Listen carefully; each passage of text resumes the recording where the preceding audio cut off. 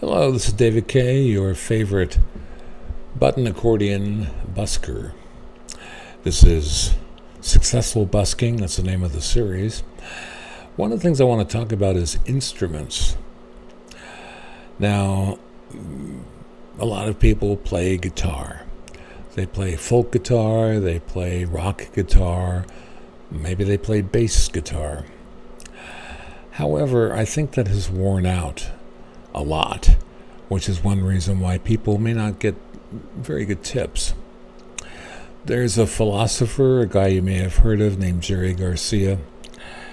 He led a band called the Grateful Dead, and he had a unique way of playing his music, and people couldn't really match him because he had I think because of the fingers on his hand or something weren't quite right. I forget exactly what the reason was, but he was a performer who realized what his limitations were and worked with it.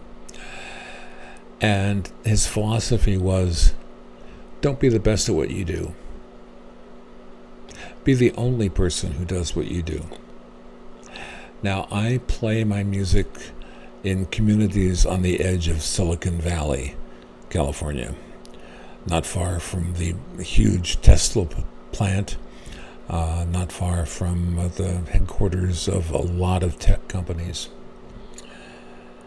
And I do it with a button accordion, the melodeon as it's also known. And I am probably the only melodeon player playing on the street, at least in this area.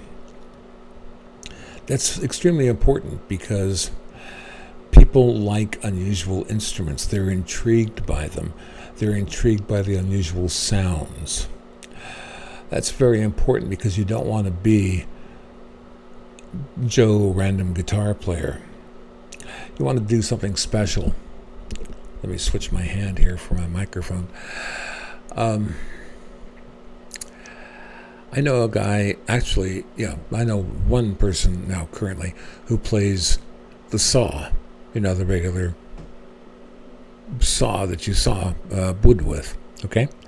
He bought it at, some, Home Depot or somewhere, I forget. And the way he bends it and plays tunes with it, it's sort of like listening to a theremin, but he is so good. I could call him a virtuoso on the saw. I also know somebody who actually has a not a marimba, not a xylophone, a vibraphone. And it's a pretty good size instrument. And it definitely attracts attention because he pulls it out on the street, on the sidewalk, and starts playing. And it's such a unique sound that people are immediately drawn to him. And he plays mainly some rock tunes, but he plays some pop and stuff as well. There are also people who play violin. It's a bit more common. But if you could do something a little different on the violin, that would really help. Also, saxophone there are a number of sax players out there. But how about if you do like Eastern European jazz or something like that? That could work. Again, though, it's important to, if the music is not familiar to the listeners, at least make it accessible somehow. One of the things I might mention, because people are interested in my button accordion, they'll stop and just kind of stare at me, stare at the instrument. This is the time when I actually stop playing. Now, I know a lot of you wouldn't want to stop playing. You want to continue through your song. But I'm there for the audience.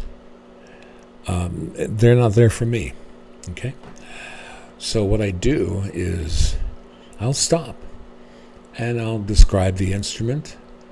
And my particular one is a design from the late 1800s.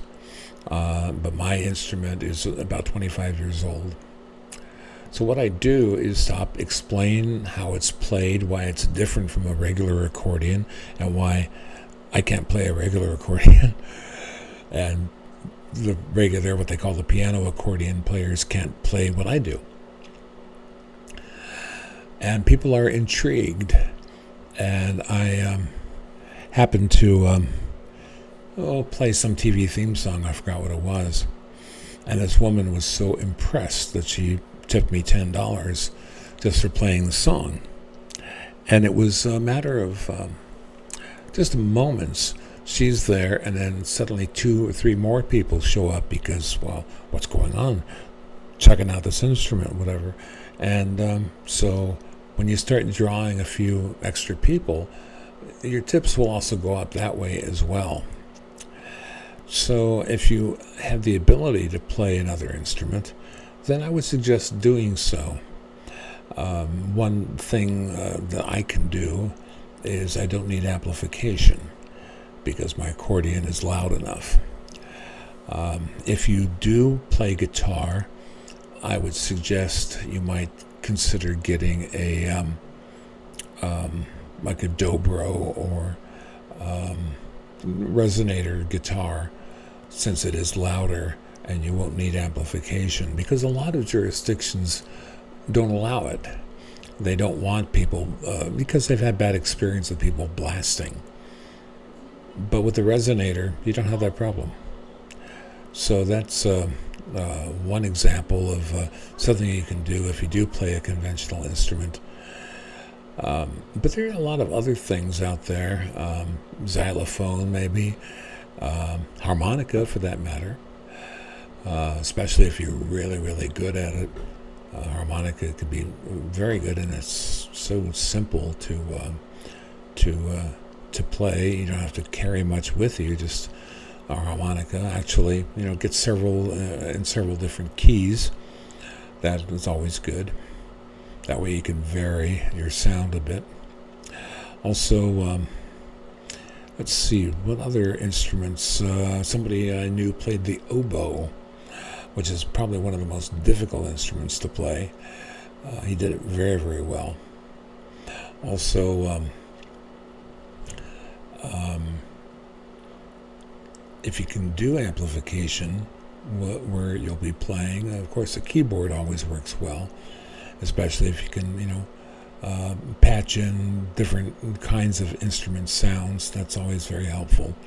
But again, the most important thing is to do an unusual instrument if you can, but play familiar music that people enjoy and understand, because after all, you are there for the people, they are not there for you. Okay, do whatever, join me and make your comments if you wish, and as the train very quickly goes by, I hope that you've enjoyed this video, and there are a lot more, because there's a lot more to learn about successful busking. Thank you.